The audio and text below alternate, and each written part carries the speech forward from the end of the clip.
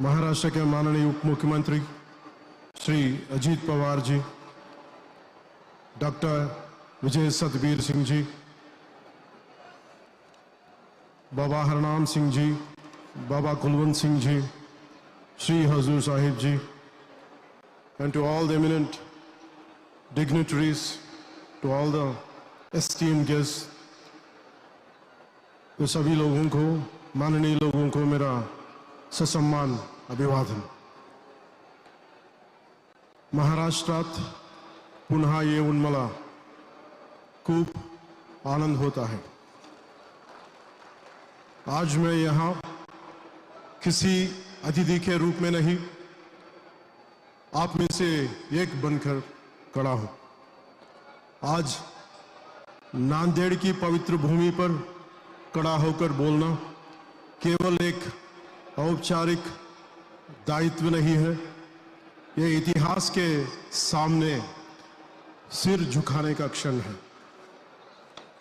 महाराष्ट्र की सिख संगत संख्या में भले ही सीमित हो, पर उसकी उपस्थिति सेवा, त्याग और नैतिक साहस से कहीं अधिक व्यापक है। Not many but mighty. आज शहीदों के शिरोमणि श्री गुरु तेग बहादुर जी के बलिदान दिवस पर हम केवल एक गुरु को नहीं बल्कि उस चेतना को नमन करते हैं जितने मानवता को धर्म की रक्षा अर्थ समझाया। महाराष्ट्र कोई साधारण धरती नहीं है, यह वह धरती है जहां तलवार और करुणा, शक्ति और संवेदना एक दूसरे के विरोधी नहीं पूरक बने।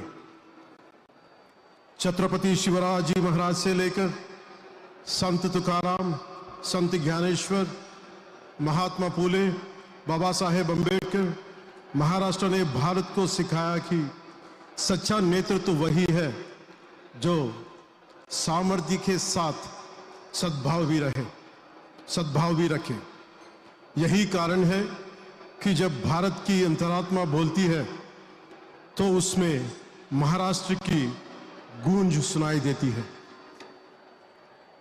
इसी तरह जब हम गुरु तेग बहादुर जी के स्मरण करते हैं तो हमें समझाना चाहिए कि ये बलिदान दिवस आज 350 साल बाद भी क्यों मनाया जा रहा है, क्योंकि यह केवल एक ऐतिहासिक घटना नहीं थी, यह मानव विवेक की परीक्षा थी। 24 नवंबर 1675 चांदनी चौक भीड़ थी, भय था, सत्ता थी और बीच में खड़ा था एक शांत चेहरा जो जानता था कि धर्म की रक्षा तलवार से नहीं त्याग से होती है। In this era, it was such an era when dharma was confronted by force, when belief was tested at the sword's edge and silence meant surrender. Guru Tegh Bahadur Ji chose the path of sacrifice so that others could live with dignity. Guru Tegh Bahadur ji ने अपना शीश उस धर्म की रक्षा के लिए दिया जो उनका अपना नहीं था। इसीलिए इतिहास ने उन्हें कहा, धर्म दी चादर और हिंद दी चादर। आज जब मैं इस संगत को देखता हूं तो मुझे अपने बंजारा भाई बहन दिखाई देते हैं। भाई लकीशा बंजारा को कभी मत भूलिए। जब दिल्ली में गुरुजी को शहीद किया गया और कोई आगे आने का साहस नहीं कर पा रहा था, तब इसी धरती के एक पुत्र ने सब कुछ दांव पर लगा दिया। दिल्ली के बंजारों से लेकर तेलुगु राज्यों और महाराष्ट्र के बंजारों तक हम सब उसी त्याग और निष्ठा के डीएनए से जुड़े हैं। मैं आज विशेष रूप से भारत के युवाओं से कहना चाहता हूं कि गुरु तेग बहादुर जी के जीवन से सीखें कि भारत को ऊंची आवाज नहीं चाहिए, भारत को ऊंचा चरित्र चाहिए। आप केवल आजादी का लाभ नहीं उठा रहे, आप एक सभ्यता की जिम्मेदारी उठा रहे हैं, क्योंकि विकसित भारत 2047 हमारे आदरणीय प्रधानमंत्री श्री नरेंद्र मोदी जी के विचारानुसार केवल आर्थिक लक्ष्य नहीं है, ये नैतिक और सांस्कृतिक अध्ययन का संकल्प भी है, जो भारत को युवाओं की भागीदारी की बिना अधूरा है। विकसित Bharat 2047 envisioned by Honorable Prime Minister Shri Narendra Modi ji is not merely about economic prosperity, but also about moral, social and cultural upliftment, which remains incomplete without the active participation of the nation's youth.